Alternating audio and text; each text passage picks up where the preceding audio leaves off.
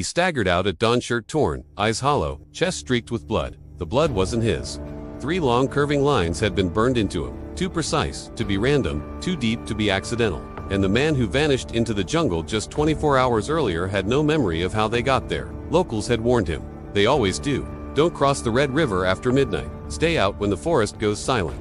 But he didn't listen. He said he was just a documentarian, here to record birdsong, photograph rare insects, sleep in a hammock. What he didn't know was that this part of the jungle wasn't just wild. It was watching. The night he disappeared, the animals went still. No hoots, no wings, just thick fog and footsteps. He walked deep too, deep until the canopy swallowed all light. Then everything shifted. He remembers standing near a hollow tree, eyes fixed on something glowing inside. That's when the growl started. Low, ancient, not from one creature, but many, as if the forest itself had a voice. Then nothing. He blacked out. When he awoke, he was lying by the river's edge. The sun had just risen. The jungle behind him looked unchanged, calm. But his chest told a different story. The villagers didn't speak when they saw him. One old woman fell to her knees. Another turned away, whispering prayers. They knew those marks. Their ancestors spoke of them. Animal seals burned into trespassers who dared enter sacred ground. But why him? Why let him live? That's what he still asks. Maybe the jungle saw something in him. Maybe it needed a messenger. Because after that night, he changed. He started hearing things. Bird calls with meaning. Patterns in rustling leaves. Distant howls that aligned with his heartbeat.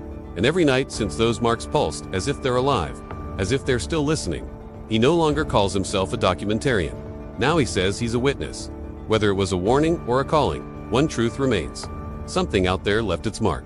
Not to kill, but to speak. This is a suspenseful horror story. If you love spine-chilling tales, subscribe for more. Also, check out another story. A couple found an abandoned cabin and stayed there for the night. Big mistake.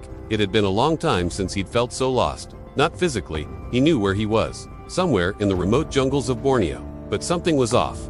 The familiar rustle of cicadas seemed distorted.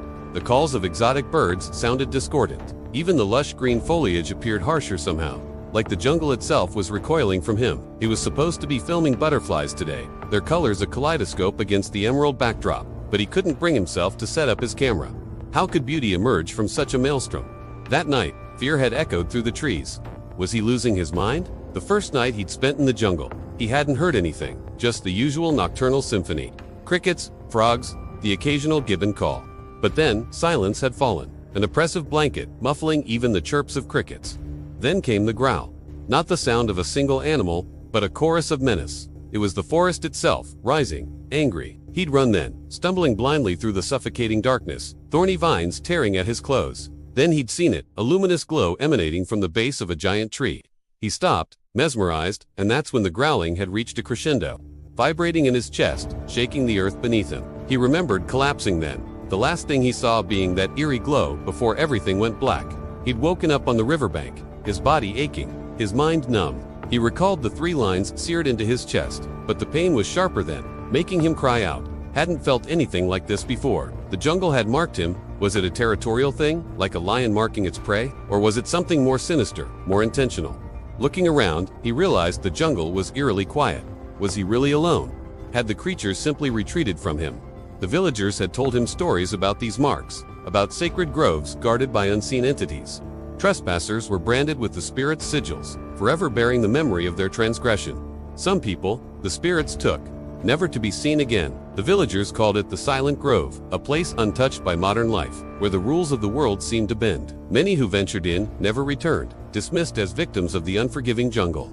But those who did return bore the silent testament to the grove's power. He touched the marks, each line pulsing like a second heartbeat. Birdsong changed as if the very forest was holding its breath. In the days that followed, he noticed changes in the jungle. Vines grew thicker, leaves darker. The air grew heavy with humidity. Even the sunlight seemed strained as if filtered through a dark lens. Sleep offered little respite. He kept seeing that eerie glow, feeling the tremors that heralded the forest's anger. His rational mind screamed at him to leave, but a deeper instinct urged him to stay, to listen. Was it a trap, a test? Was the jungle reaching out to him, wanting something? He thought of the villagers, their hushed voices, fearful whispers. They believed the silent grove was sentient, that it judged those who entered. He'd come to the jungle seeking solace, hoping to capture its essence on film. Instead, he found a prison of green, a tomb of living things. Was he next? Weeks blurred into months. The jungle pressed in on him, its silence deafening. he began to hear things.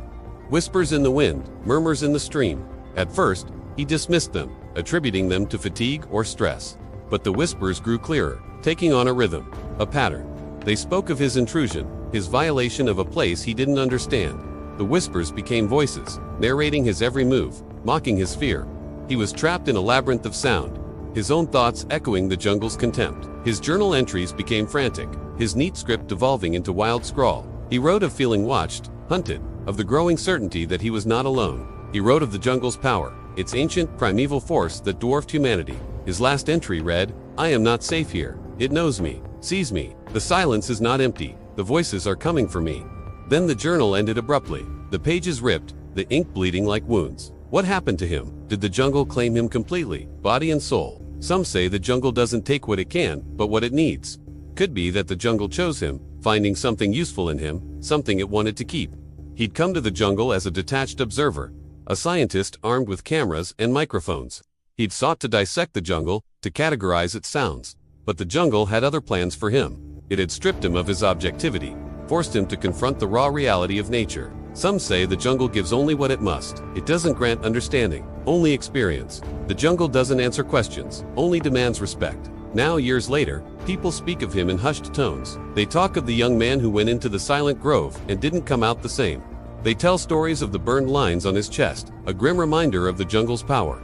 And some swear they hear his voice in the wind, not mocking, but mournful, carrying a message from the heart of the green abyss. He wandered into the jungle, seeking beauty, seeking understanding. He found neither. All he discovered was the chilling truth that sometimes the most profound experiences are best left unheard, unseen, unknown. So do you believe the wild watches us? Do you feel the pull of the unknown, the allure of the untamed? Share your thoughts and join the conversation. This chilling tale is part of our ongoing series, where the wild watches. Each story delves into the unsettling truths that lie at the intersection of nature and humanity. If you've been captivated by this tale, we invite you to explore more stories. Before you go, make sure to subscribe to my channel. Don't miss out on new stories and leave a comment below. Let us know what keeps you up at night. Your comments inspire us. Thanks for watching.